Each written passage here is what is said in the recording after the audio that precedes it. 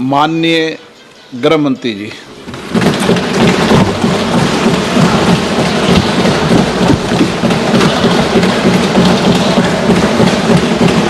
सम्माननीय अध्यक्ष जी, मैं आज पहलगांव में निर्दोष यात्रियों की नृशंस हत्या पाकिस्तानी आतंकवादियों के द्वारा जो की गई और उसके जवाब में देश के प्रधानमंत्री जी ने दृढ़ इच्छा शक्ति का परिचय कराते हुए ऑपरेशन सिंदूर की सेना को परमिशन दी और हमारे वीर जवानों ने सटीकता बहादुरी के साथ पाक स्थित आतंकवादी अड्डों को चूर चूर करने का काम किया। वो घटना पर जो बहस हो रही है, इसमें हिस्सा लेने के लिए मैं खड़ा हुआ हूं। माननीय अध्यक्ष जी, सबसे पहले पहलगांव में जो नृशंस हत्या की गई निर्दोष नागरिकों की, धर्म पूछकर उनको मारा गया, इनके परिवार के सामने मारा गया और बड़ी बर्बरता के साथ ये हत्याएं की गई। इसकी मैं घोर निंदा करता हूं और जो मारे गए हैं इनके परिजनों के साथ अत्यंत हृदय की गहराइयों से मैं संवेदना भी व्यक्त करना चाहता हूं। ऑपरेशन सिंदूर के जवाब में पाकिस्तान के हमारे नागरिक ठिकानों पर गोलीबारी की, इसमें भी कुछ नागरिक हताहत हुए, गुरुद्वारा भी टूटा, मंदिर भी टूटा। जो भी नागरिक उसमें घायल हुए हैं और जो हताहत हुए हैं, वो सभी के प्रति मैं पूरे सदन की ओर से गहरी संवेदना व्यक्त करना चाहता हूं। माननीय अध्यक्ष जी, कल से यहां पर पक्ष और विपक्ष दोनों की चर्चा चल रही है और स्वाभाविक है, जब इस तरह की नृशंस घटना घटे देश में, तब इस पर मुक्त चर्चा भी होनी चाहिए, चिंतन भी होना चाहिए, आगे न हो इसकी व्यवस्था की भी चिंता होनी चाहिए। माननीय अध्यक्ष जी, मैं विषय पर आने से पहले आपके माध्यम से सदन को और सदन के माध्यम से पूरे देश को ऑपरेशन महादेव जो कल एक हुआ है, इसकी जानकारी देना चाहता हूं। माननीय अध्यक्ष जी, कल ऑपरेशन महादेव में सुलेमान उर्फे फैजल जट, अफगान और जिब्रान, 3 आतंकवादी सेना, सीआरपीएफ और जम्मू कश्मीर पुलिस के संयुक्त अभियान में ऑपरेशन महादेव में मारे गए। और माननीय अध्यक्ष जी, ये जो सुलेमान है, ए श्रेणी का लश्कर तोयबा का कमांडर था पहलगांव हमले में, और गगनगिर आतंकी हमले में वो लिप्त था। इसके ढेर सारे सबूत हमारी एजेंसियों के पास है। अफगान ए श्रेणी का लश्कर तैयबा का आतंकवादी था और जिब्रान भी ए ग्रेड आतंकवादी था। और माननीय अध्यक्ष जी, मैं सदन को और सदन के माध्यम से पूरे देश को बताना चाहता हूं, जिन्होंने बैसरन घाटी में हमारे प्रवासियों को, नागरिकों को मारा था, ये तीनों आतंकवादी ये थे और तीनों मारे गए।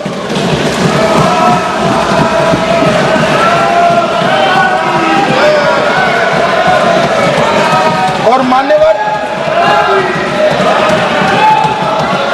मैं आज इस सदन के माध्यम से सेना के पैरा 4, सीआरपीएफ के सारे जवान जो अभियान में शामिल थे और जम्मू कश्मीर पुलिस के जो जवान थे, वो सभी को सदन और पूरे देश की ओर से बहुत बहुत साधुवाद देना चाहता हूं। माननीय अध्यक्ष जी, मैं इस ऑपरेशन महादेव के बारे में थोड़ा डिटेल में बताना चाहूंगा। ऑपरेशन महादेव की शुरुआत 22 मई 2025 को, एक प्रकार से तो जिस दिन हत्या हुई थी उसी दिन रात को 22 मई 2025 को, जिस दिन हत्या हुई थी उसी दिन रात को एक सुरक्षा मीटिंग की गई थी जम्मू कश्मीर में। ये पूछ रहे थे, कोई गए नहीं, सिर्फ राहुल गांधी गए। अब आपकी आंख कौन से चश्मे से देख रही है मुझे मालूम नहीं। माननीय अध्यक्ष जी, 1 बजे हमला हुआ, मैं 5:30 बजे श्रीनगर में उतर चुका था। माननीय अध्यक्ष जी, अरे सुनो सुनो, मैं बताता हूँ ना 22 में, सुनो ना प्लीज, धैर्य रखकर सुनो, हमने आपको नहीं टोका है, सुनना पड़ेगा भाई, ऐसे नहीं चलेगा। माननीय अध्यक्ष जी, नहीं, पर बैठे बैठे मत बोलिए आप भी। माननीय अध्यक्ष जी, 23 अप्रैल को टिप्पणी मत करिए। एक सुरक्षा मीटिंग की गई। सभी सुरक्षा बल, सेना, CRPF, BSF, Jammu Kashmir police, और सबसे पहले उसमें निर्णय किया गया कि जो नृशंस हत्यारे हैं वो देश छोड़कर पाकिस्तान भाग न पाए, इसकी हमने पुख्ता व्यवस्था की और भागने नहीं। 22 मई को आईबी के पास एक ह्यूमन इंटेल आई और एक क्षेत्र के अंदर, दाची गांव क्षेत्र के अंदर आतंकवादियों की उपस्थिति की सूचना मिली। आईबी और सेना द्वारा दाचीकाम क्षेत्र में अल्ट्रा सिग्नल कैप्चर करने के लिए जो इंस्ट्रूमेंट हमारी एजेंसियों ने बनाए हैं, इसके द्वारा इस सूचना को पुख्ता करने के लिए मई से 22 जुलाई तक लगातार प्रयास किए गए। ठंड में ऊंचाइयों पर हमारे सेना के अधिकारी पैदल इनके सिग्नल प्राप्त करने के लिए घूमते रहे, आईबी के अफसर भी घूमते रहे, सीआरपीएफ भी घूमती रही, और मान्यवर 22 जुलाई को हमें सफलता मिली। सेंसर्स के माध्यम से आतंकवादी होने की पुष्टि मिल गई। तब 4 पैरा जो हमारी सेना का एक हिस्सा है, उसकी नेतृत्व में 4 पैरा के जवान, सीआरपीएफ के जवान और जम्मू कश्मीर पुलिस के जवान मान्यवर एक साथ ये आतंकवादियों को घेरने का काम किया। सेना, सीआरपीएफ, जम्मू कश्मीर पुलिस की मीटिंग भी की गई। जो 5 ह्यूमन एसेट्स थे उनको भी वहां भेजा गया, और कुल मिलाकर कल जो ऑपरेशन हुआ, इसमें हमारे निर्दोष नागरिकों को मारने वाले तीनों आतंकी मौत के घाट उतार दिए। मान्यवर, तीनों के नाम मैंने बताए हैं, सुलेमान उर्फे फैजल जट, अफगान और जिब्रान। मान्यवर, वो तो एक आशंका थी कि यही लोगों ने घटना की, मगर मैं बाद में एनआईए की जांच पर आता हूं। एनआईए ने पहले से ही इनको, जिन्होंने आसरा लिया था, वो लोगों को गिरफ्तार कर रखा था। उनको खाना पहुंचाने वाले लोगों को अपने कब्जे में रखा था। तो जब आतंकवादियों के शव श्रीनगर आए, इनसे पहचान कराई गई। 4 लोगों ने पहचान लिया, यही 3 लोग थे जिन्होंने पहलगांव में आतंकी घटना को। मगर हमने इस पर भी भरोसा नहीं किया मान्यवर, कोई जल्दबाजी नहीं की। हमने जो आतंकी घटना स्थान से कारतूस मिले थे वो कारतूस का एफएसएल रिपोर्ट पहले से करा कर रखा था और चंडीगढ़ सेंट्रल एफएसएल के अंदर बैलिस्टिक रिपोर्ट के आधार पर उनका रिपोर्ट तैयार था। जब ये कल आतंकवादी मारे गए, इनकी 3 राइफलें पकड़ी गई। एक M9 अमेरिकन राइफल थी और 2 AK-47 राइफल थी। जो कारतूस मिले थे वो भी M9 और AK-47 के भी थे, मगर हमने इससे भी संतोष नहीं माना। ये राइफलों को एक विशिष्ट विमान के द्वारा कल रात को 12 बजे चंडीगढ़ पहुंचा गया और पूरी रात फायरिंग कर इसके भी खाली खोखे जनरेट किए गए। 2 खोखों का मिलान किया गया, राइफल की नाली और निकले हुए खोखों का भी मिलान हो गया। तब ये तय हो गया कि इन्हीं 3 राइफलों से हमारे निर्दोष नागरिक मारे गए। और मान्यवर, आज मैं सदन को बताते हुए बहुत खुश हूं। मोदी जी ने ऑपरेशन सिंदूर कर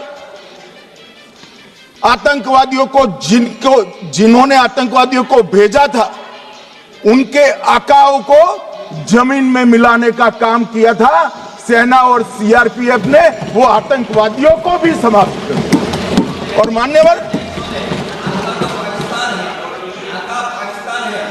ओके, कौन पाकिस्तान से आपकी बात होती है क्या? अरे बैठ जाओ भाई।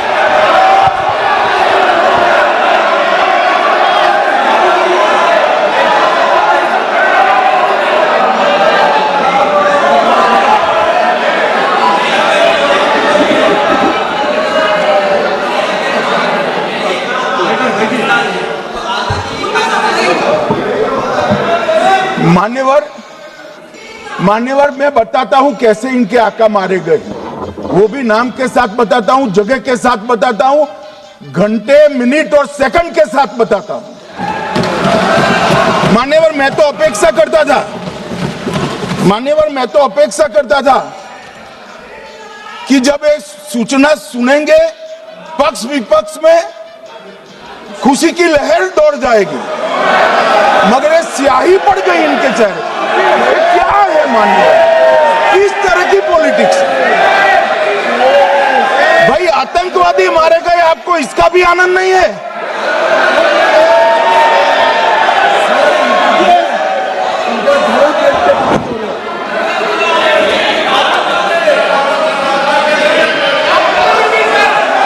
अखिलेश जी बैठ जाइए, मेरा पूरा जवाब सुनिए, आपका सब जवाब आ जाएगा। भाई, आप आतंकवादियों का धर्म देखकर दुखी मत होइए।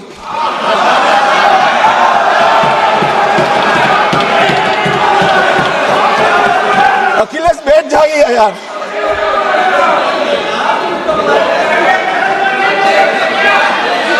अखिलेश जी बैठ जाइए। मान्यवर, किसी को संशय रखने की जरूरत नहीं है। बैलिस्टिक रिपोर्ट मेरे पास है, मेरे हाथ में है और 6 वैज्ञानिकों ने इसको क्रॉस चेक किया है। सुबह 4:46 पर फोन पर मुझे 6 ने वीडियो फोन पर कहा है कि 100% वही गोलियां हैं जो वहां चलाई। मान्यवर, ये हमारे देश की सेना, सीआरपीएफ और जम्मू कश्मीर पुलिस, ये तीनों का एक साझा बहुत बड़ा कामयाबी है, जिस पर 140 करोड़ को नाज होना चाहिए, देश की जनता को नाज। मान्यवर, मैं तो गया था वहां पर जब ये घटना हुई। दूसरे दिन इनके परिजनों को मिला था। 6 दिन की शादी वाली बच्ची विधवा होकर मेरे सामने खड़ी थी। आज तक मैं वो दृश्य नहीं भूल सकता। मगर आज सारे परिजनों को मैं कहना चाहता हूं कि मोदी जी ने ऑपरेशन सिंदूर से भेजने वालों को भी मारा और हमारे सुरक्षा बलों ने जिनको भेजा था उनको भी मारा और एक ऐसा सबक सिखाया है कि आने वाले कई दिनों तक कोई ऐसी हिम्मत नहीं कर पाएगा। मान्यवर, मैं थोड़ा एनआईए की जांच के बारे में भी बताना चाहूंगा।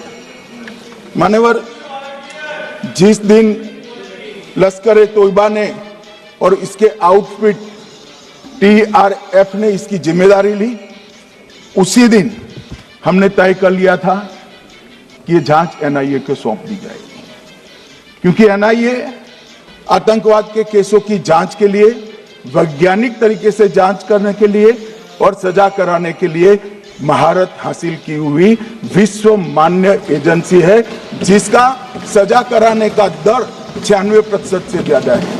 मान्यवर, हमने तुरंत ही इसकी जांच एनआईए को दे दी। हमने पूरी व्यवस्था की, सेना, बीएसएफ, सीआरपीएफ और जम्मू कश्मीर पुलिस ने कि ये लोग देश छोड़कर भाग न जाए। और मान्यवर, इसकी जांच की शुरुआत हुई। एक थकाने वाली बहुत लंबी जांच हुई है। जांच के दौरान मृतक के परिजन जो साथ में थे, उनको सभी को चर्चा किए गया। पर्यटकों, खच्चर वालों, पोनी वालों, फोटोग्राफर,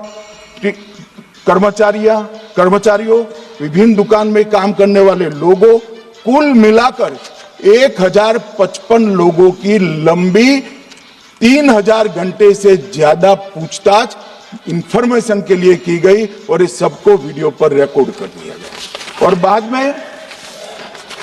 बाद में इसके आधार पर स्केच बनाया गया और ढूंढते 22/6/25 को एक बशीर की पहचान की गई और परवेज की पहचान की गई, जिन्होंने आतंकवादी घटना के अगले दिन आतंकवादियों को शरण दी थी। उनको अपने ढोक में रखा था। वो दोनों को गिरफ्तार कर लिया गया। अब वो हमारी कस्टडी में है। दोनों गिरफ्तार अपराधियों ने खुलासा किया कि 21/4/25 की रात को 8 बजे 3 आतंकवादी बेसरन से लगभग 2 किलोमीटर दूर स्थित परवेज ढोक में आए थे। आतंकवादियों के पास AK-47 और M9 कार्बाइन थी। जो 2 आतंकवादियों ने काली पोशाक पहनी थी और एक ने छद्म वेश किया था। खाना खाया, चाय पी और ढोक से निकलते वक्त कुछ खाना, नमक, मिर्च और मसाले लेकर वो चले गए। मान्यवर, उस वक्त हमने जिन खोखो को रिकवर किया था, इसको हमने चंडीगढ़ FSL में टेस्टिंग के लिए भेज दिया। और जब चंडीगढ़ FSL में टेस्टिंग के लिए भेजा गया तो वही राइफल से एप्को आतंकी हमला हुआ था, वो भी निश्चित हुआ। तो आज इसके साथ साथ दूसरे एप्को आतंकी हत्या को अंजाम देने वाले आतंकियों का भी इसके साथ ही समाप्ति हुई है, उनको मार दिया गया है। मान्यवर, और इसके बाद में स्केच बनाया गया।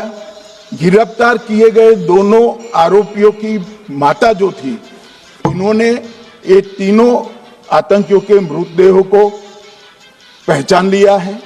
दोनों आतंकवादी घटना में साथ लेने वाले उनके साथियों ने भी पहचान लिया है।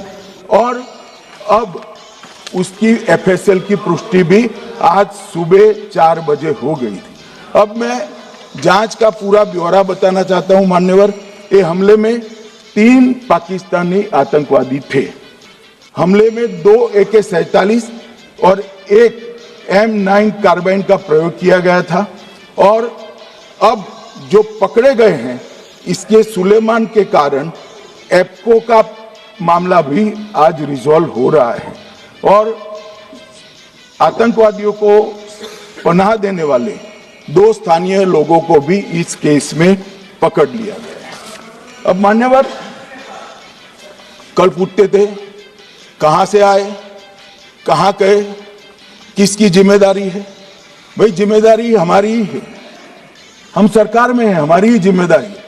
मगर मैं पूछता हूं, जब आप सरकार में थे तब क्या क्या हुआ था, इसकी जिम्मेदारी किसकी थी और क्यों निर्वहन नहीं किया, वो भी बाद में पूछूंगा। जरा धीरज से सुनना। मगर मान्यवर, मुझे एक बड़ा दुख हुआ। कल इस देश के पूर्व गृह मंत्री चिदंबरम जी ने सवाल उठाया कि क्या प्रूफ है कि ये आतंकवादी पाकिस्तान से आए और मान्यवर कब उठाया? जब संसद में चर्चा होने वाली। क्या कहना चाहते हैं चिदंबरम साहब? किसको बचाना चाहते हैं? पाकिस्तान को बचाकर आपको क्या मिलेगा? वो ये कह रहे हैं कि और कह रहे मत जवाब दो।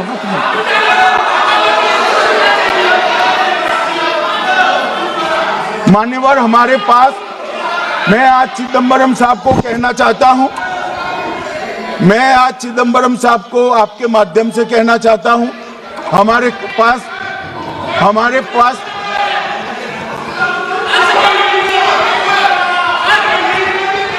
मान्यवर हमारे पास प्रूफ है, वो भी मैं सदन के सामने रखना चाहता हूं कि तीनों पाकिस्तानी थे। 3 में से 2 के पाकिस्तान के वोटर नंबर भी आज हमारे पास उपलब्ध है। मान्यवर ये राइफलें हैं, ये राइफलें भी हमारे पास उपलब्ध है। इनके पास से जो चॉकलेटें मिली हैं, वो चॉकलेटें ढोक में से मिली, वो भी पाकिस्तान की बनाई हुई चॉकलेट है। मान्यवर ये कहते हैं कि पाकिस्तानी नहीं थे, इसका मतलब पूरी दुनिया के सामने इस देश का एक पूर्व गृह मंत्री पाकिस्तान को क्लीन चिट दे रहा है।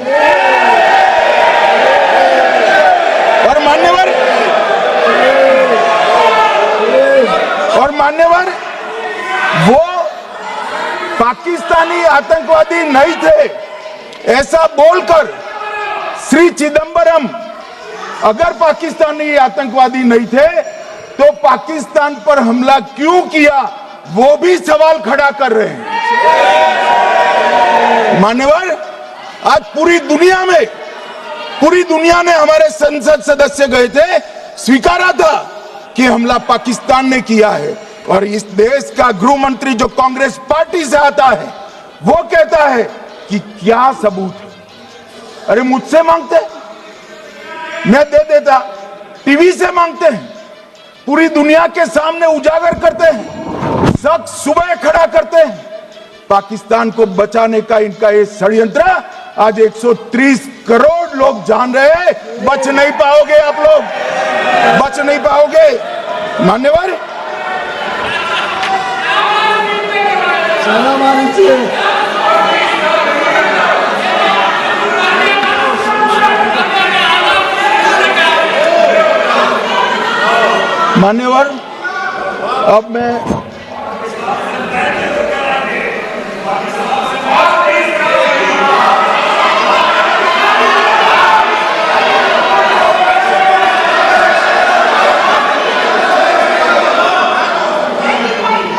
मान्यवर अब मैं पहलगांव आतंकी हमला और ऑपरेशन सिंदूर,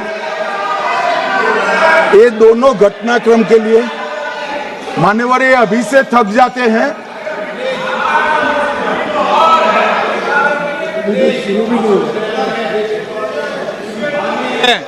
प्लीज बैठिए।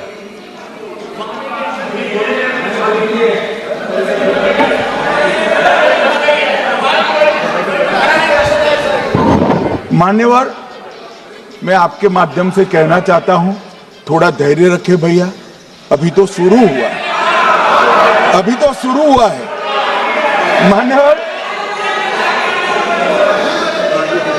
मैं पहलगांव आतंकी हमला और ऑपरेशन सिंदूर के बारे में पूरा घटनाक्रम बताना चाहता हूं। कल ढेर सारे सवाल उठाए। वैसे तो मुझे लगता था कि कल रक्षा मंत्री जी के भाषण के बाद शायद कांग्रेस पार्टी सपोर्ट में भाषण देना शुरू करेगी और अगर थोड़ी बहुत जनता की इच्छा की परख होती तो वो ही करते, मगर नहीं करा। क्योंकि रक्षा मंत्री जी ने बहुत बारीकी से ऑपरेशन सिंदूर की सफलता, इसकी जरूरियात, इसकी प्रासंगिकता और इसके परिणाम, इसके बारे में बहुत अच्छे तरीके से सदन के माध्यम से पूरी देश की जनता के सामने रखा जाए। मगर फिर भी उन्होंने बहुत सारे सवाल किए। अब सवाल किए हैं तो मुझे जवाब देना भी पड़ेगा, उनको सुनना भी पड़ेगा। मान्यवर, मैं पूरा घटनाक्रम बताना चाहता हूं। मान्यवर, 22 अप्रैल को पहलगांव में आतंकवादी हमला हुआ। इसमें 26 लोग मारे गए, 25 भारतीय और 1 नेपाली नागरिक। हमने उसी वक्त मैं श्रीनगर जाने के लिए निकल गया। रात को ही सुरक्षा बलों की मीटिंग कर ये भाग न पाए इसकी व्यवस्था की। माननीय मोदी जी ने 23 और 30 अप्रैल को सीसीएस की मीटिंग चेयर की। ये कह रहे हैं, मैं आज बताना चाहता हूं कि सीसीएस की 23 अप्रैल की मीटिंग में क्या हुआ। सबसे पहला कांग्रेस पार्टी का ब्लंडर था सिंधु जल संधि, इसको स्थगित करने का काम नरेंद्र मोदी जी ने किया। हमने अटारी के माध्यम से एकीकृत जांच चौकी जो चलती थी उसको बंद कर दिया। पाकिस्तानी नागरिकों के सार्क वीजा को सस्पेंड कर सभी को वापस पाकिस्तान भेजने का काम किया। पाकिस्तान स्थित उच्चायोग ने रक्षा, सैन्य, नौसेना के सलाहकारों को अवांछनीय व्यक्ति घोषित किया। संख्या को 55 से घटाकर 30 किया और सीसीएस ने ये संकल्प लिया कि जहां पर भी ये आतंकवादी छुपे हैं उनको और उनकी ट्रेनिंग करने वाले अड्डों को सेना, पुलिस, सीआरपीएफ, बीएसएफ उचित जवाब देगी। मान्यवर, जिस तारीख को ये हुआ उसी दिन ये निर्णय हो चुका। मान्यवर, इसके बाद में कल गोगाई जी कहते थे मोदी जी 24 को पहलगाम जाने की जगह बिहार गए। सुनो यार। मान्यवर, मोदी जी जब ये पहलगाम घटना हुई यहां नहीं थे, विदेश में थे। आने के बाद तुरंत सीसीएस बैठक की और मोदी जी जिस दिन बिहार गए उस दिन पहलगाम में कुछ नहीं, कोई नहीं था, सिर्फ राहुल गांधी थे। सारे लोग चले गए थे, सारे लोग वहां से अपने अपने ठिकाने पर चले गए थे। मगर इन्होंने एक बात कही, उस पर मेरी आपत्ति है। मान्यवर, उन्होंने कहा 24 अप्रैल को चुनावी भाषण किया। मान्यवर, देश का नेतृत्व करने वाले देश के प्रधानमंत्री की फर्ज होती है कि देश की संप्रभुता पर, देश के नागरिकों पर अगर ऐसा जघन्य हमला होता है तो जनता की भावनाओं के अनुरूप जवाब देना चाहिए। मान्यवर, मैं आज आपकी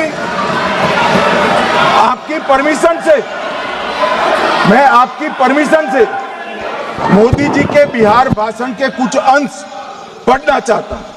कोट अनकोट है। 22 अप्रैल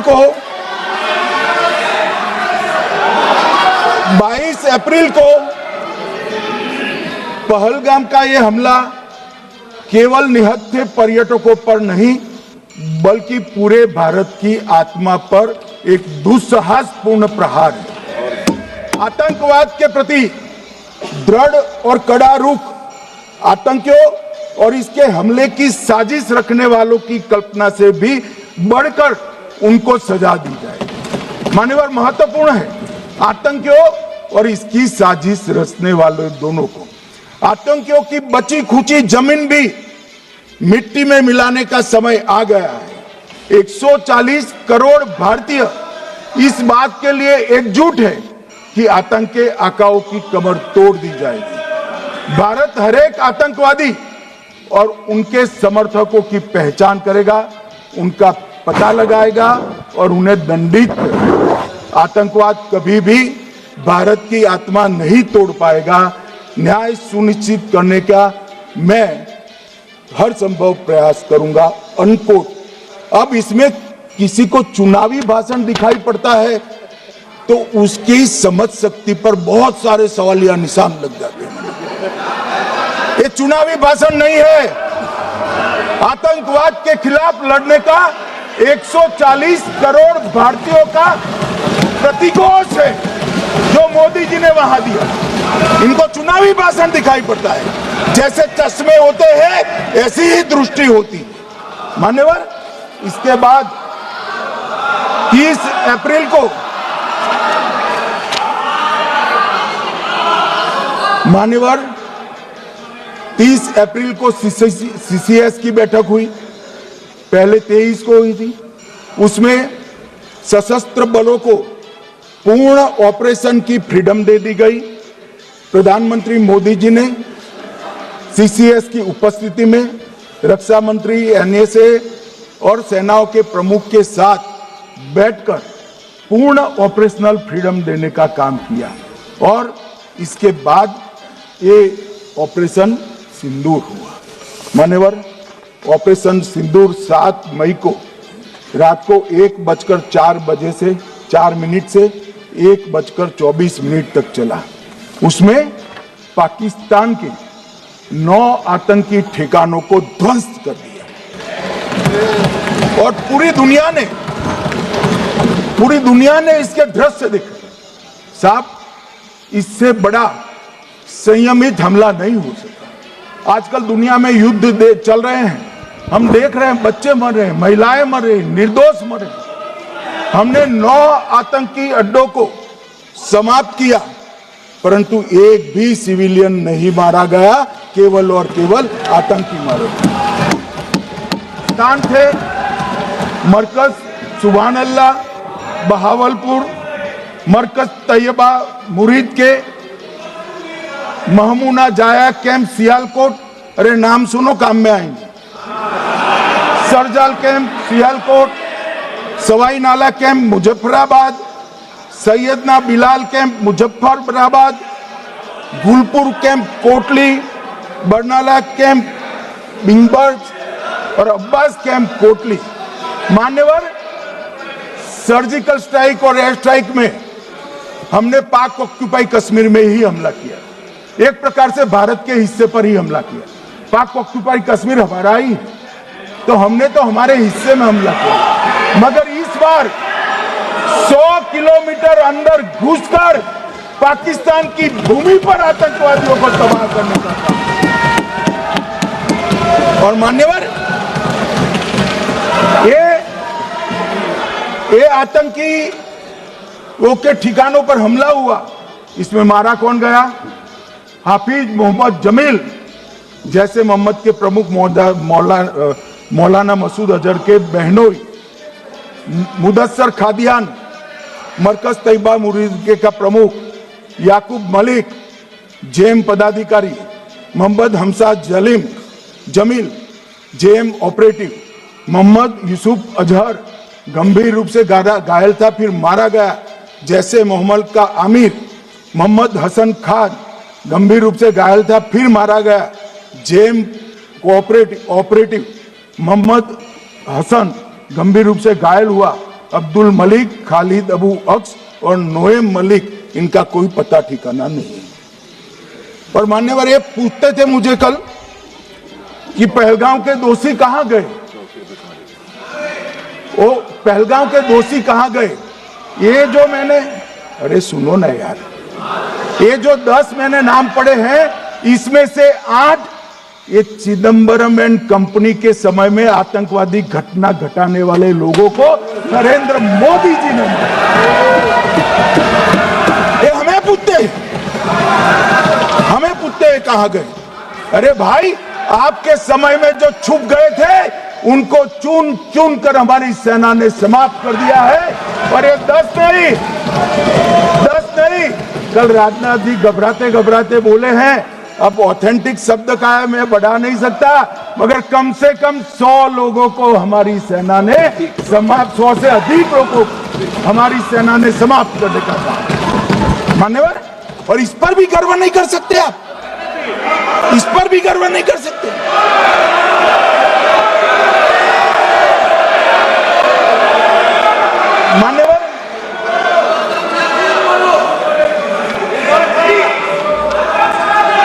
मान्यवर, 1:26 पर 22 मिनट पर ये हमारा काम समाप्त हो गया। हमारे डीजीएमओ ने उनके डीजीएमओ को बता दिया कि भाई हमने आतंकवादी हमलों पर स्थानों पर सिर्फ हमला किया है, इनके हेडक्वार्टर पर हमला किया है, जो हमारा आत्मरक्षा का अधिकार है। पूरी दुनिया इसको एक्नॉलेज करती है। ऐसा नहीं हो सकता है मनमोहन सिंह के समय की तरह कि वो आकर मारेंगे और हम चुपचाप बैठे रहेंगे और जाकर चर्चा करेंगे। ये नरेंद्र मोदी सरकार, ऐसा नहीं हो सकता। डोजियर भेजते रहेंगे। मान्यवर, उरी में हमला हुआ, हमने सर्जिकल स्ट्राइक किया। पहलगाम में हमला हुआ, एयर स्ट्राइक करा, और पुलवामा में हुआ, एयर स्ट्राइक करा, और पहलगाम में हमला किया। 100 किलोमीटर अंदर जाकर 9 अड्डों और 100 से ज्यादा आतंकवादी को समाप्त। मान्यवर, अब देखिए, हमने तो हमला किया था पाकिस्तान स्थित टेररिस्ट ठिकानों पर। अब पाकिस्तान से गलती हो गई। टेररिस्ट ठिकानों पर जो हमला किया था उसको वो अपने पर का हमला मान गए और पूरी दुनिया में कहते थे कि हमारा टेररिज्म से कोई लेन देन नहीं है। ये तो अब ऐसे ही ग्रुप करते, हम तो विक्टिम है, जो मनमोहन सिंह ने सर्टिफाइड भी कर दिया था कि ये भी विक्टिम है। मान्यवर, मगर दूसरे दिन इनकी श्रद्धांजलि का कार्यक्रम हुआ और पाकिस्तान को मालूम नहीं पड़ा कि ये पूरी दुनिया देखेगी।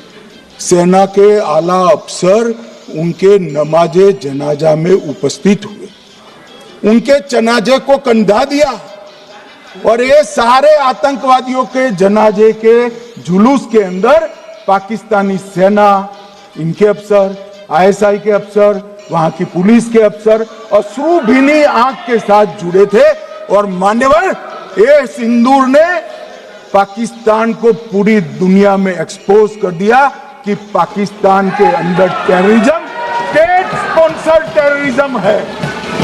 ये पूरी तरह से, मान्यवर, पूरी तरह से एक्सपोज हो गया। 8 मई को पाकिस्तान ने हमारे रिहायशी इलाकों में हमला किया, हमारे सेना के अड्डों पर हमला किया, मगर एक भी मिसाइल से उनका कुछ नुकसान नहीं कर पाई। बहुत नजदीक से की हुई गोलाबारी के कारण हमारे एक गुरुद्वारा टूटा, एक मंदिर टूटा, कुछ हमारे नागरिक हताहत हुए। और दूसरे दिन 9 मई को मोदी जी ने सेना को हुक्म दिया, एक मीटिंग करी, राजनाथ जी, मोदी जी, एनएसए, सेना के सारे अध्यक्ष, और जवाब देने का तय किया और उनके 11 एयरबेस को क्षतिग्रस्त करने का काम किया।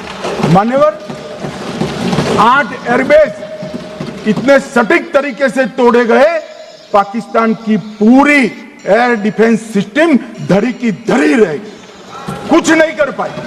नूर खान चकलाला एयरबेस तोड़ दिया गया, मुरीद तोड़ दिया गया, सुगुर्दा तोड़ दिया गया, रफीकी तोड़ दिया गया, रहीम यार खान तोड़ दिया गया, जकोबाबाद तोड़ दिया गया, सुक्कुर और भोलारी भी तोड़ दिया। और सुक्कुर, लाहौर, अरिफवाला, चुनेन, जकोबाबाद और नया चोर, ये 6 रडार सिस्टम भी उनके पूरी तरह से ध्वस्त कर दिए। 2 surface to air guided weapon Lahore और ओकारा में इनका जखीरा भी समाप्त कर दिया गया। और मान्यवर, ये हर चीज में पॉलिटिक्स करते, हर चीज में। जब उन्होंने हमारे रिहायशी इलाकों पर हमला किया, फिर भी हमने इनके रिहायशी इलाकों पर हमला नहीं किया, सिर्फ इनके एयरबेस और एयर डिफेंस सिस्टम को निशाना बनाया और उनकी आक्रमण करने की क्षमता को पंगु कर रख दिया। हमारी पूरी सेना, पूरी वायुसेना, पूरी नौसेना अक्षुण्ण थी और उनकी हमला करने की क्षमता को हमने छिन्न विछिन्न कर दिया, पाकिस्तान के पास शरण में आने के अलावा और कोई चारा ही नहीं था। इसलिए मान्यवर, इसलिए 10 मई को डीजीएमओ ने, पाकिस्तान के डीजीएमओ ने भारत के डीजीएमओ को फोन किया और 5 बजे हमने इस संघर्ष को विराम किया। अब मान्यवर,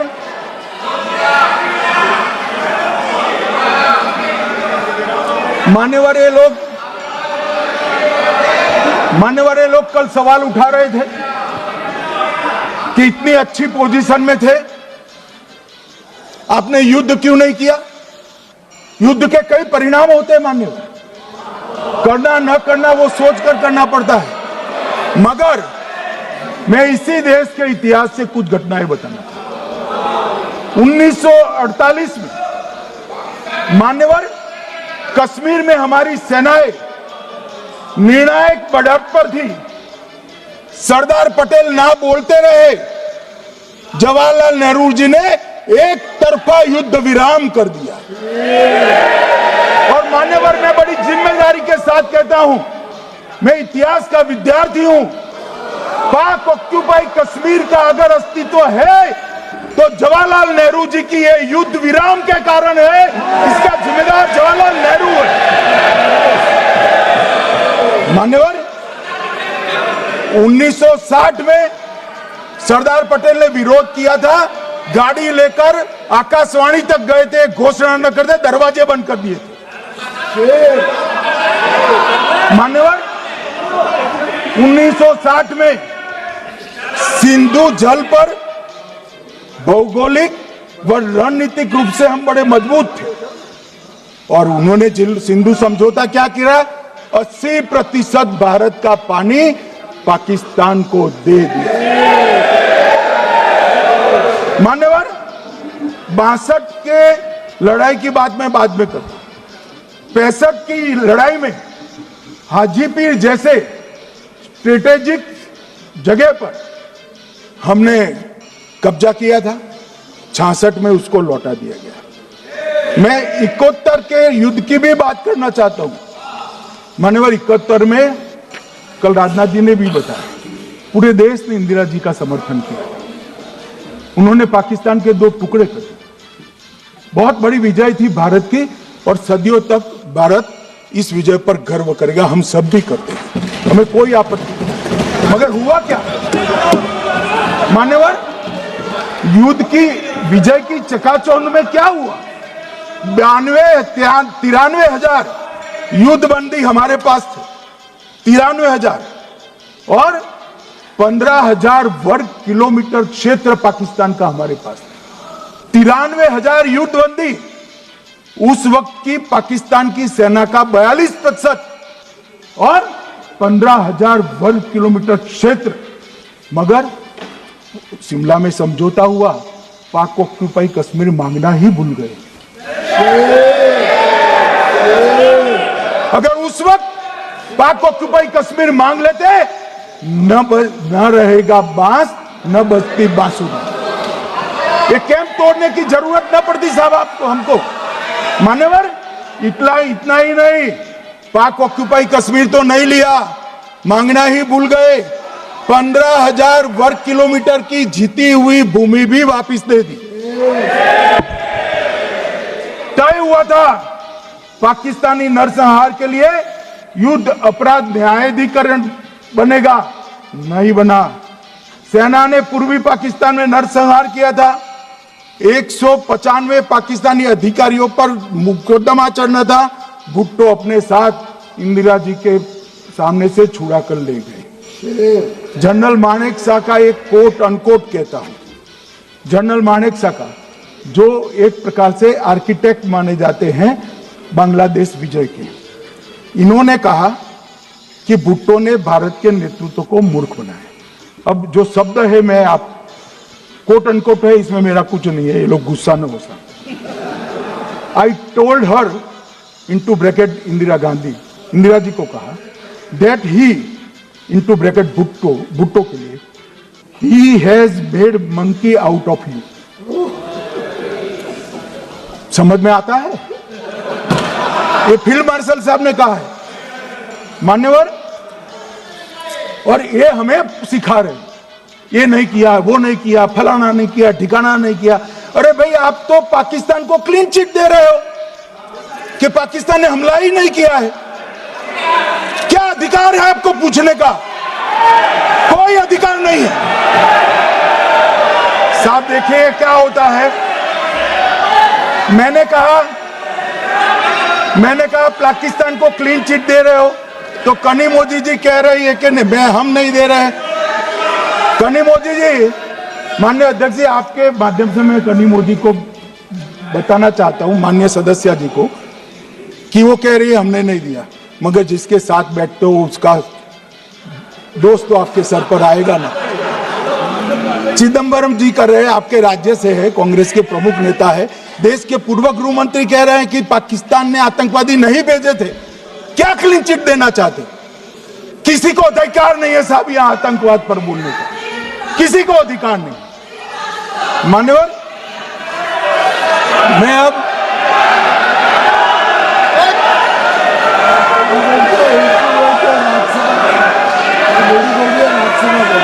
मान्यवर, मैं उनको बताना चाहता हूं, अभी आधा भी नहीं हुआ है, जरा सुनो।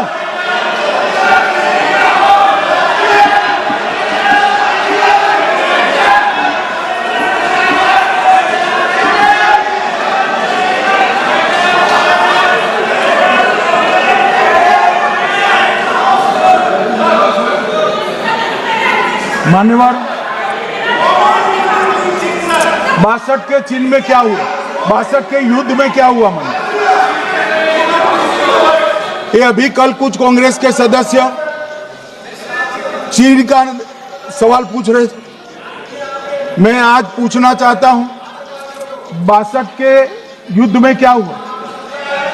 38,000 वर्ग मीटर, पूरा सदन ध्यान से सुने, 38,000 वर्ग मीटर अक्साई चीन का हिस्सा चीन को दे दिया गया,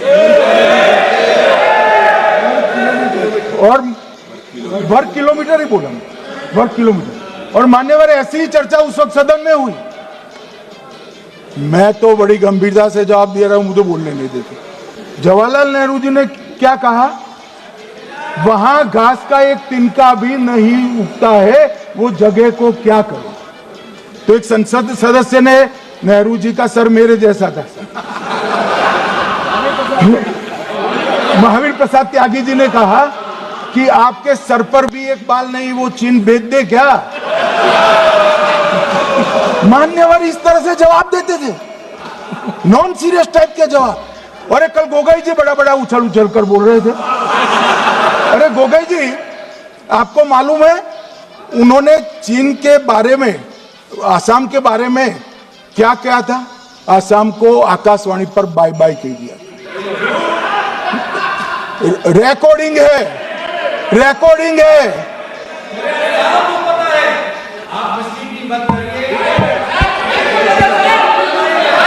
मान्यवर, मैं भी सहमत हूं, मैं भी सहमत हूं, पूरे आसाम को पता है।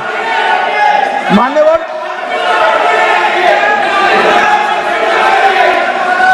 मान्यवर,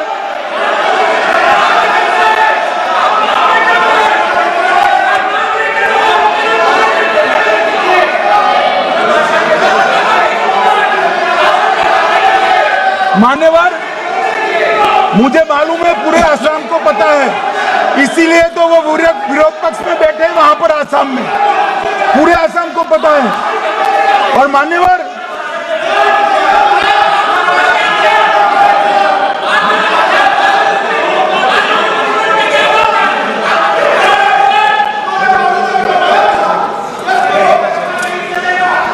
मान्यवर, मान्यवर, जोर से बोलने से सत्य को छिपाया नहीं जा सकता।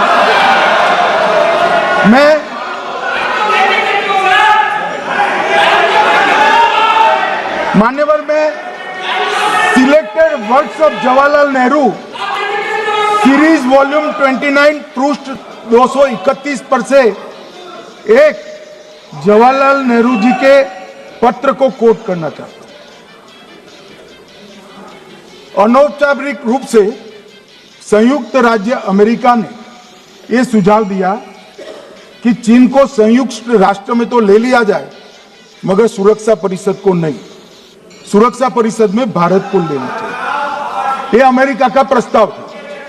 नेहरू जी ने कहा हम इसे स्वीकार नहीं करते क्योंकि इससे चीन के साथ हमारे संबंध खराब होंगे और चीन जैसे महान देश को बुरा लगेगा। मान्यवर, आज चीन सुरक्षा परिषद में है और भारत बाहर है। मोदी जी प्रयास करें अंदर ले जाने का, इसका कारण जवाहरलाल नेहरू का ये स्टैंड है।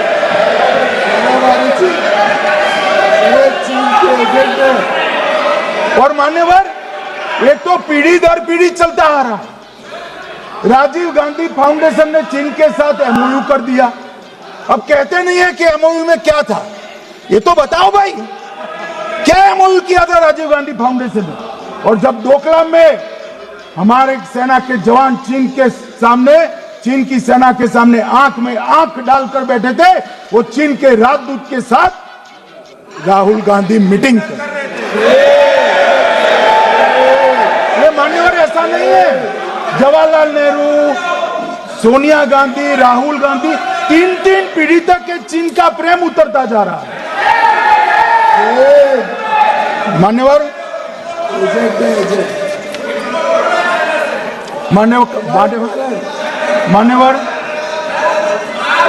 मैं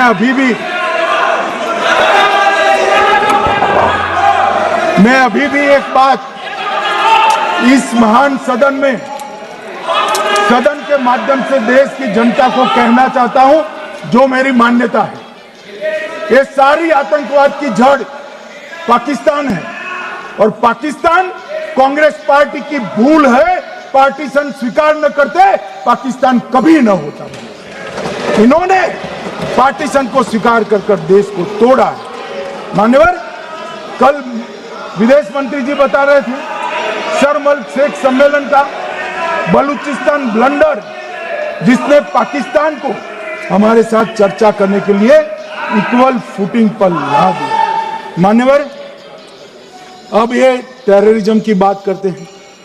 मैं इसमें भी पूरे देश की जनता को टेररिज्म की विगत 20 साल की स्थिति से अवगत कराना चाहता हूं। मान्यवर, अटल जी की सरकार थी। 2002 में टेररिज्म को समाप्त करने के लिए अटल जी की सरकार, एनडीए की सरकार, भाजपा सरकार पोटा का कानून लेकर आई। मान्यवर, मैं सदन को याद कराना चाहता हूं, पोटा कानून का विरोध किसने किया था? किसने किया? कांग्रेस पार्टी ने किया। हमारे पास बहुमत नहीं था राज्यसभा में। मजबूरन हमने कानून को गिर गया, मजबूरन संयुक्त सत्र बुलाना पड़ा और पोटा कानून संयुक्त सत्र में पारित हुआ। देश नहीं भूल सकता मान्यवर। और पोटा कानून को रोककर आज भी कांग्रेस पार्टी के नेता जब बोले तब कहे, पोटा कानून को रोककर किसको बताना चाहते थे आप? किसको बचाना चाहते थे? पोटा तो आतंकवादियों के खिलाफ था। पोटा को रोककर अपनी वोट बैंक का उल्लू सीधा करने के लिए आप आतंकवादियों को बचाना चाहते। और मान्यवर, 2004 में अटल जी की सरकार गई, मनमोहन सिंह, सोनिया गांधी की सरकार आई। आते ही पहला काम क्या किया मान्यवर? पहली ही कैबिनेट में पोटा कानून को रद्द कर दिया। मैं फिर से पूछता हूं, किसके फायदे के लिए कांग्रेस पार्टी ने पोटा कानून रद्द किया? जवाब दीजिए जरा यहां पर। और मान्यवर, इसके बाद क्या हुआ? 2004 के दिसंबर में पोटा कानून रद्द हुआ। 2005 में अयोध्या में रामलल्ला के टेंट पर हमला हुआ, आतंकवादी मारे गए। मुंबई लोकल ट्रेन 2006-5 में रामलल्ला पर हमला। 2006 में मुंबई ट्रेन में बम धमाके 187 लोग मारे गए। 2006 डोडा उधमपुर में हिंदुओं पर हमला 34 लोग मारे गए। 2007 हैदराबाद 44 लोग मारे गए। 2007 यूपी लखनऊ वाराणसी 13 लोग मारे गए। रामपुर सीआरपीएफ कैंप वहां पर हमला हुआ 2008 में। 2008 में श्रीनगर के आर्मी के काफिले पर हमला हुआ, 10 सुरक्षा बल मारे गए। मुंबई आतंकी हमला 2008 में हुआ, 246 लोग मारे गए। जयपुर में 8 बम धमाके हुए, 64 लोग मारे गए। 2008 में अहमदाबाद में 21 बम धमाके हुए, 57 लोग मारे गए। दिल्ली में 2008 में 5 धमाके हुए, 22 लोग मारे गए। और पुणे की जर्मन बेकरी 17 लोग मारे गए। वाराणसी में 10 में धमाका हुआ, 11 में मुंबई में 3 धमाके हुए, 27 लोग मारे गए। अब मैं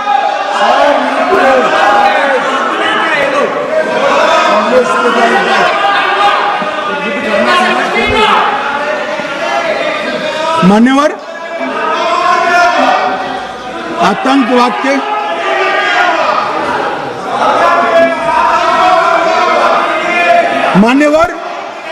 आतंकवाद के खिलाफ लड़ाई होती, कभी वो हमला करते हैं, मगर सवाल ये है कि इन्होंने 5 से 11 के बीच में 27 जघन्य हमले किए, 1000 के करीब करीब लोग मारे गए।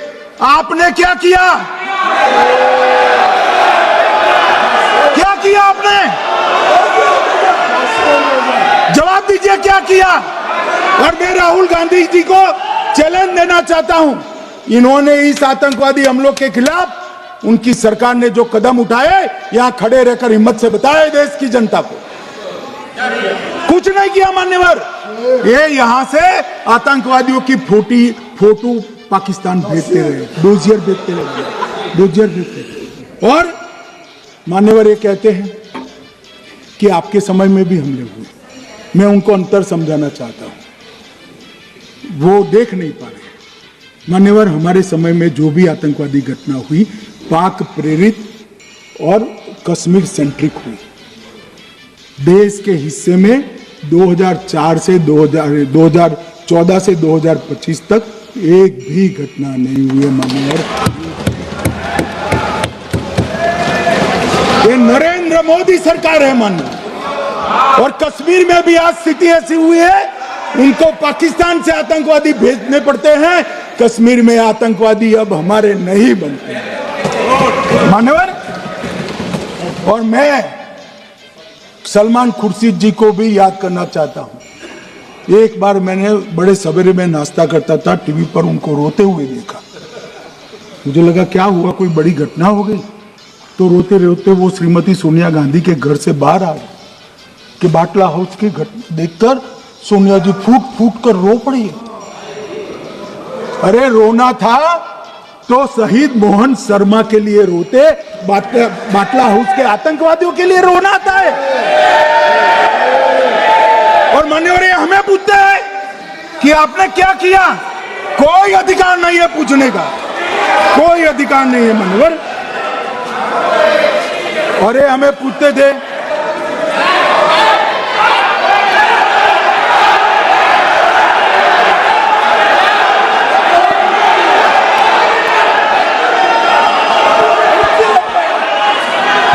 मान्यवर, अभी 25% बाकी।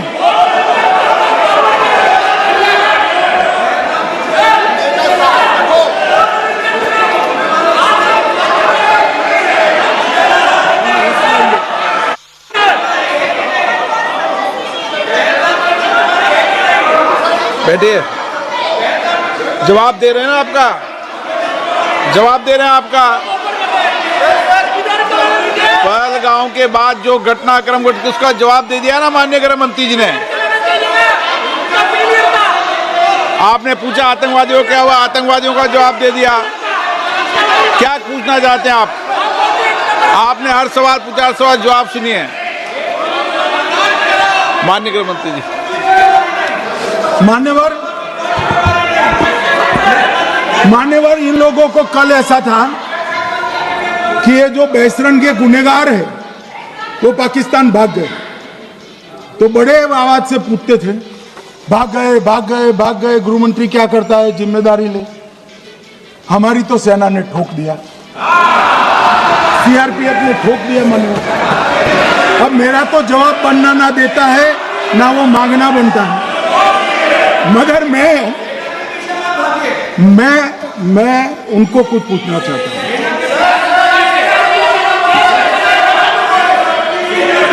मान्यवर,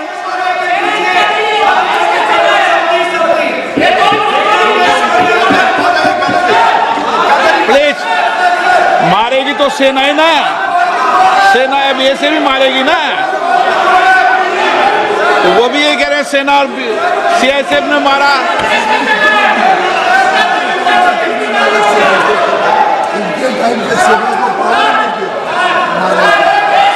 मान्यवर, ये कहते हैं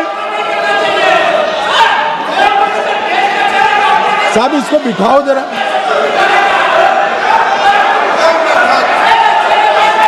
हाँ, बैठिए बैठिए बैठिए बैठिए बैठिए।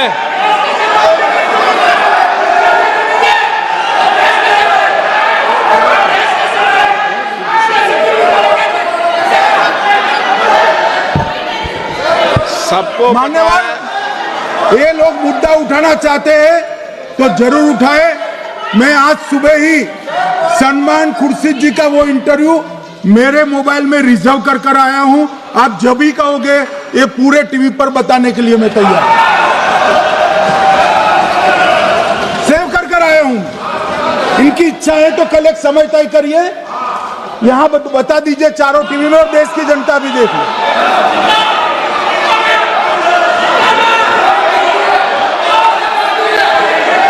मान्यवर कह रहे हैं बताओ, आप बताओ, बताना है या नहीं बताना, ये पूछो ना उनको। Please please.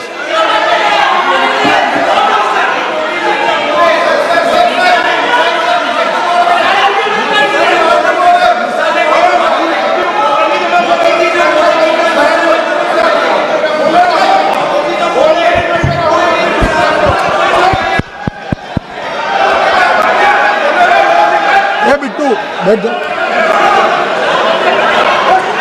मान्यवर, ये पूछ रहे थे कि क्यों भाग गए। अब मेरा समय काफी जाएगा, मैं जरा संक्षिप्त में कहता हूं, घटनाओं पर नहीं जाओ। दाऊद इब्राहिम कासकर 1986 में भागा, श्री राजीव गांधी की सरकार। सैयद सलाउद्दीन 93 में भागा, कांग्रेस की सरकार। टाइगर मेमन 93 में भागा, कांग्रेस की सरकार।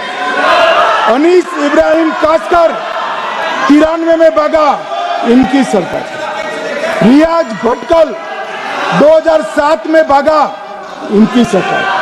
इकबाल भटकर 2010 में भागा, इनकी सरकार। मिर्जा सादाब बेग 2009 में भागा, इनकी सरकार। अब मान्यवर, मेरा तो जवाब मांग लिया, हमारे सुरक्षा बलों ने मेरा जवाब भी दे दिया, अब राहुल गांधी इसका जवाब दे।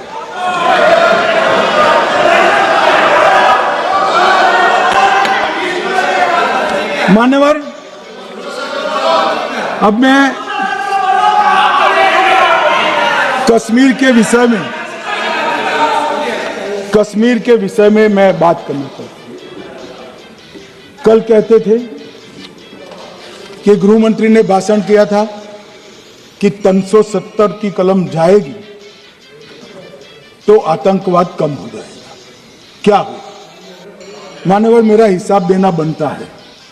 हम भारतीय जनता पार्टी के कार्यकर्ता हैं, ये नरेंद्र मोदी जी की सरकार है, हम जवाबदेह होते हैं जनता के प्रति, संसद के प्रति और देश के हितों के प्रति। मैं आज देश की जनता के सामने 2004 से 14 और 2015 से 25 10-10 साल का लेखा जोखा रखना चाहता हूं। 2004 से 14 में अखंड सोनिया मनमोहन की सरकार थी 10 साल की। और 15 से 25 अखंड रूप से नरेंद्र मोदी जी की सरकार।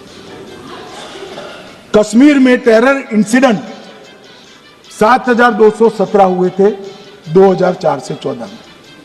70% की कमी के साथ 2150 हो गए 1525। नागरिकों की मृत्यु 2004 से 14 में 1770 हुई, 2015 से 25 में कम होकर 357 हो गई, 80%। सिक्योरिटी फोर्सेस की मृत्यु 1060 हो उस वक्त, और हमारे समय में 542 हुई, और टेररिस्टों की मृत्यु में 123% की वृद्धि हुई। क्या हमें पूछ रहे हैं क्या हुआ? आंकड़े से भाग नहीं सकते भाई, आंकड़े से भाग नहीं सकते। और अब मैं कहता हूं कि धारा 370 ने कश्मीर में आतंकवादी इकोसिस्टम को नष्ट कर दिया है, जिस धारा 370 को आपने इतने साल तक बचा दिया। हमने जीरो टेरर प्लान बनाया है, एरिया डोमिनेशन प्लान बनाया है, मल्टी लेवल डिप्लॉयमेंट किया है, सुरक्षा जेलें बनाई हैं, 98% ट्रायल अब वीडियो पर हो रहे हैं। हमने संचार साधन बसाए हैं और 702 फोन विक्रेता जेल में डाले, 2667 सिम कार्ड बने। हमने एक जमाना था साहब 10-10 हजार लोगों के जनाजे निकलते थे, पूरे देश ने घटनाएं देखी होगी, बुरहान वानी मर गए, फला मर गए, ढिका मर गए, 10-10 हजार। अब जो मारा जाता है उसको वही दफना दिया जाता है। किसी भी आतंकवादी को उसका महिमा मंडन करने के लिए जनाजे की इजाजत नरेंद्र मोदी के शासन में नहीं। मान्यवर, आतंकवादियों के सगे वाले और समर्थक चुन चुन कर हमने नौकरियों से निकाले, पासपोर्ट रद्द कर दिए हैं, गवर्नमेंट कॉन्ट्रैक्ट रद्द कर दिए हैं, 75 से ज्यादा आतंकी समर्थकों को कोर्ट से ऑर्डर लेकर सरकार से बर्खास्त कर दिया गया है। बार काउंसिल उनके समर्थकों से भरी थी, सस्पेंड कर नया लोकप्रिय चुनाव हमने कराया है। मान्यवर, कई संगठन बैन करे, मैं बाद में बताता हूं। विशेष यूएपीए अदालतें बनाई, लगभग मार्च 22 से 25 के बीच में यूएपीए के 2267 मामले हमने जब्त किए हैं, दर्ज किए हैं, 374 कुर्की की है। और परिणाम क्या है मान्यवर? ये पूछ रहे हैं परिणाम क्या है? शुतुरमुख वृत्ति से अगर मिट्टी में सर रखकर बैठोगे तो कुछ नहीं, सूर्य भी नहीं दिखेगा। मान्यवर, परिणाम आया है। पहले ऑर्गेनाइज्ड टाउन पेल्टिंग साल की 2654 होती थी एवरेज इनकेस में। कितनी मान्यवर? 2654 पथराव होते हैं, 2024 में 0 हो गए। मान्यवर, ऑर्गेनाइज हड़ताल पाकिस्तान से ऐलान करते थे, घाटी बंद रहती थी। पाकिस्तान की भी हिम्मत नहीं है, घाटी में भी हिम्मत नहीं है। इनके समय में साल में 132 दिन घाटी बंद रहती थी, अब ऑर्गेनाइज हड़ताल 3 साल से 0 है। मान्यवर, टाउन पेल्टिंग में नागरिकों की मृत्यु हर साल 112 होती थी, 3 साल से नागरिकों की मृत्यु 0 है। मान्यवर, जख्मी होते थे 6235 लोग टाउन पेल्टिंग में, आज 0। मान्यवर, आज मैं बताता हूं, एक समय में हुर्रियत के नेताओं को यहां वीआईपी ट्रीटमेंट मिलती, हुर्रियत के साथ चर्चा करते थे, और ये हुर्रियत वाले आते थे, रेड कारपेट पूरा रोड खाली कर सीधा आता था, और मनमोहन सरकार के दूत इनके साथ चर्चा करते थे। सारे हुर्रियत के कंपोनेंट हमने बैन कर दिए हैं, सारे जेल की सलाखों के पीछे। हम कोई हुर्रियत से बात करना नहीं चाहते। मैं सदन में नरेंद्र मोदी जी की नीति दोहराना चाहता हूं। हुर्रियत टेररिस्ट संगठनों के आउटफिट है, हम इनसे बात नहीं करेंगे। हम अगर किसी से बात करेंगे तो घाटी के युवाओं के साथ बात करेंगे, हुर्रियत के साथ बात। मान्यवर, चुनाव के दौरान डर का माहौल होता था, अब 98.3% मतदान हुआ पंचायत चुनाव। कांग्रेस की बंद बहिष्कार का समय बंद हो गया। सेपरेटिस्ट बात करना चाहते थे, अब वो नहीं कर सकते। और मान्यवर, 2019 के बाद हमने कितने संगठन बैन करे, मैं बोलना चाहता हूं, थोड़ा समय चाहिएगा मान्यवर। The TRF, people's anti fascist front, Tehreek ul Mujahideen, Jamaat ul Mujahideen Bangladesh Hindustan, Jammu Kashmir Ghaznavi force, Khalistan tiger force, हिट उत तहरीर, जमाते इस्लामी, जो जमाते इस्लामी ने पूरे पाकिस्तान के अंदर एक प्रकार से अलगाववाद का जहर घोला, वो जमाते इस्लामी आज बंद कर दिया गया। Jammu Kashmir Liberation Front, Jammu Kashmir Democratic Freedom Party, Muslim League Jammu Kashmir, Tehreek Hurriyat, Muslim Conference सुमजी गुट, Jammu Kashmir National Front, Jammu Kashmir Peoples Freedom League, Jammu Kashmir Peoples League, Jammu Kashmir Ittehadul Musalman Awami Action Committee, Sikh for Justice और पॉपुलर फ्रंट ऑफ इंडिया को भी हमने बैन किया। और ये शांति ऐसे नहीं हुई है। और ये कहते हैं कि एक भी घुसपैठ नहीं होती है। कभी गए हो आप पाकिस्तान? तो कई बार गए हो गई आप सीमा पर गए हो? पाकिस्तान तो कई बार गए हो, फिर से बोलता हूं, सीमा पर गए हो, सीमा के माध्यम से पाकिस्तान गए हो। हमारे जवानों की कठिनाई देखो साहब, -43 डिग्री में पहाड़ पर रहकर नदी नालों के बीच में चौकी करते हैं। कोई घुस गया तो क्या हुआ? कोई घुस गया, वो बचेगा नहीं। यहां हम उसको या तो अरेस्ट करेंगे या तो एनकाउंटर में वो मारा जाएगा, बचेगा कोई नहीं। इनको सीमा की भौगोलिक कठिनाइयां मालूम नहीं। वहां मान्यवर कई नदी नाले हैं, वेग से पानी आता है, -46 डिग्री टेम्परेचर है, नीचे सुरंगें बनाते हैं। और ये तो ऐसे कह रहे हैं घुस गए। अरे भाई, आपके मन में तो, आपके समय में तो घुसने की जरूरत ही नहीं थी। आप बुलाते थे वीजा देकर, क्यों घुसेंगे? घुसने की जरूरत ही नहीं। जैसे आप पाकिस्तान जाते हो वैसे वो यहां आते। मान्यवर, अब ये कैसे हमें पूछ सकते हो? मान्यवर,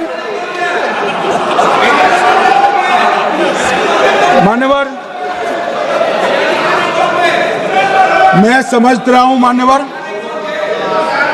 मान्यवर, मैं समझ रहा हूं पोटा का विरोध करने वाले को नरेंद्र मोदी की आतंकवादी विरोधी नीति नहीं पसंद आई। मैं समझ रहा हूं पोटा रद्द करने वाले को नरेंद्र मोदी जी की एंटी टेरर नीति पसंद नहीं आई।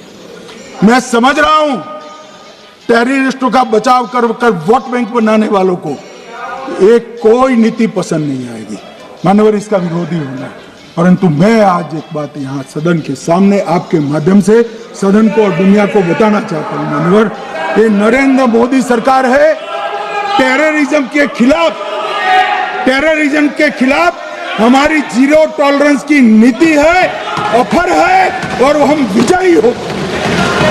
और मान्यवर, मैं फिर से अंत में ऑपरेशन महादेव में जुड़े हुए सेना, CRPF और जम्मू कश्मीर पुलिस के सभी जवानों को 2 हाथ जोड़कर प्रणाम कर बहुत बहुत धन्यवाद।